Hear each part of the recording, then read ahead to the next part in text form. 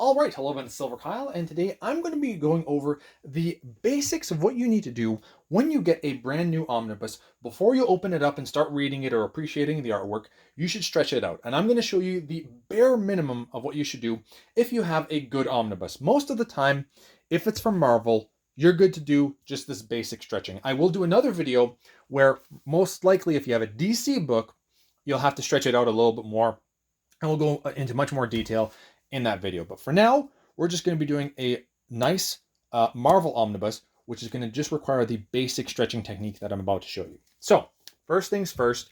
So this is The Amazing Spider-Man Volume 4. I looked online to see if it does have a good binding. By the looks of it, it does. So it just looks like I should just have to do the normal stretching. You're going to want to take off the dust jacket.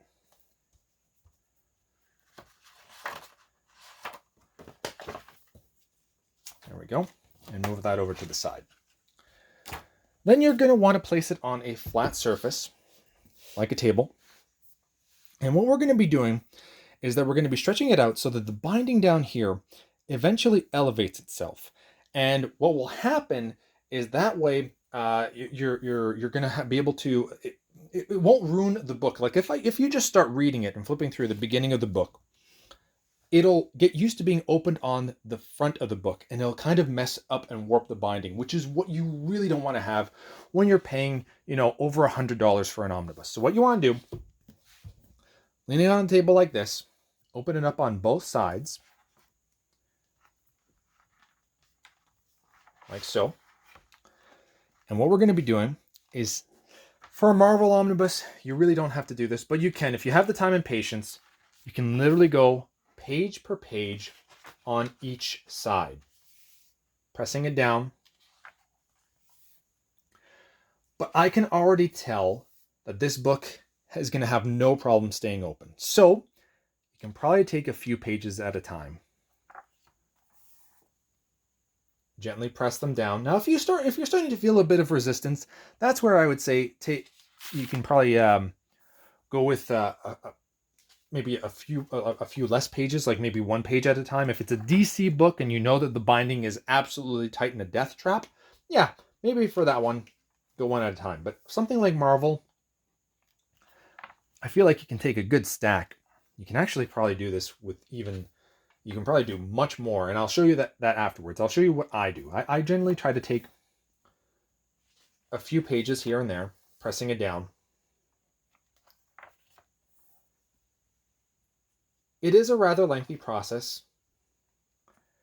but like I said, if you're paying quite a bit for these books,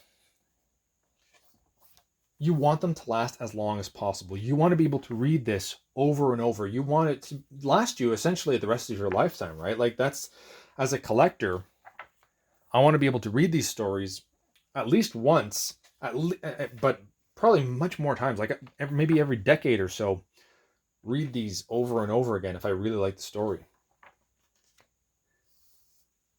Now, another thing that you can do, that might be a good idea, is, so you don't want to be spoiled by anything if you don't know the storyline, flip it around. I mean, you are still seeing what's kind of going on, but it's not as much. You won't see any word bubbles. You won't necessarily see exactly what's going on. Might help.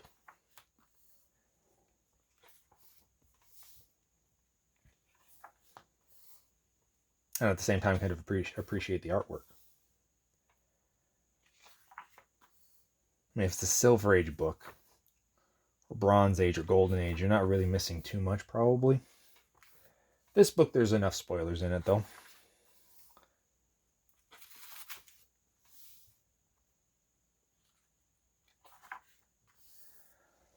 Still nothing here happening with the eye yet. I think that'll probably just happen when we get to the exact middle of the book.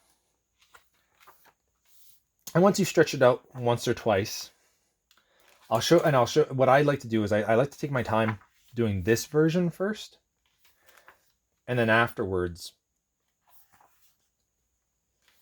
going through a faster process where, well, faster in the sense that I'm taking much more than like 10 or so pages.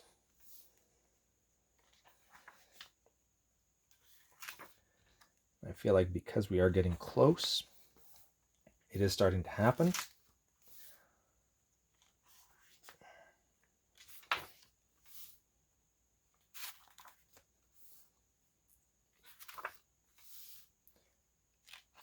And you can kind of hear the pages you hear that noise.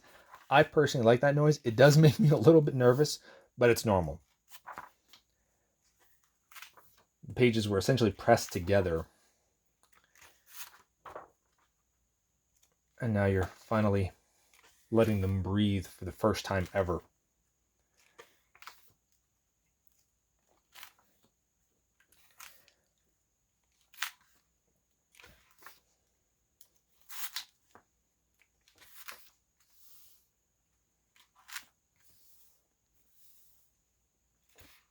And you can kind of gather, usually what I like to do is I look at an overview of the book if it's out already, see what the binding is like. I see that it's a Marvel book and the binding looks good. I generally know I can go a little bit faster in the sense that I can take more pages, not go page by page. I can also, because I've done this so many times, I can see how much resistance there is when I'm pressing it down. And you never press this down hard. You're still being gentle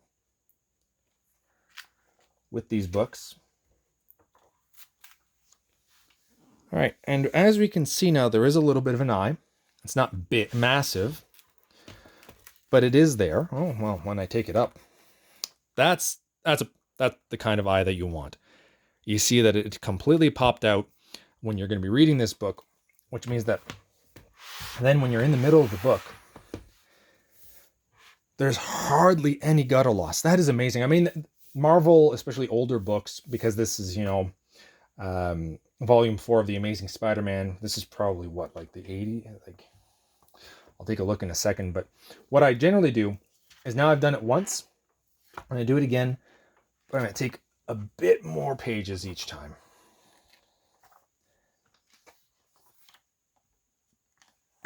And this will stretch it out a little bit, out even more. I don't feel like I would need to do this because we got an amazing eye there. I really like the covers of these.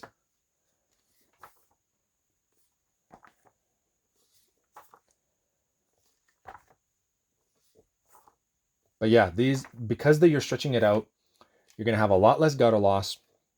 The binding will last you a lot longer. And when you're opening it, it'll stay open. It won't want to close shut. Most Marvel Omnibus don't do that. So you don't really have to worry about that. But let's go to the beginning of the book and look at that. Like 12 pages in, it's having no problem staying open. This is the kind of book that you want. You go a little bit further into the book. No gutter loss. Because, as you can see there, the eye is moving accordingly. That's Marvel just nails, for the most part. Once in a while they have messed up, but for the most part you're getting a great eye, and that's what you want. So there you have it. That is the bare minimum of what you should do. I would say that if you have something like this, you could probably do the second version that I did, where I kind of just did this rather quickly. I took a stack each time, still laying it on the ground, opening it up,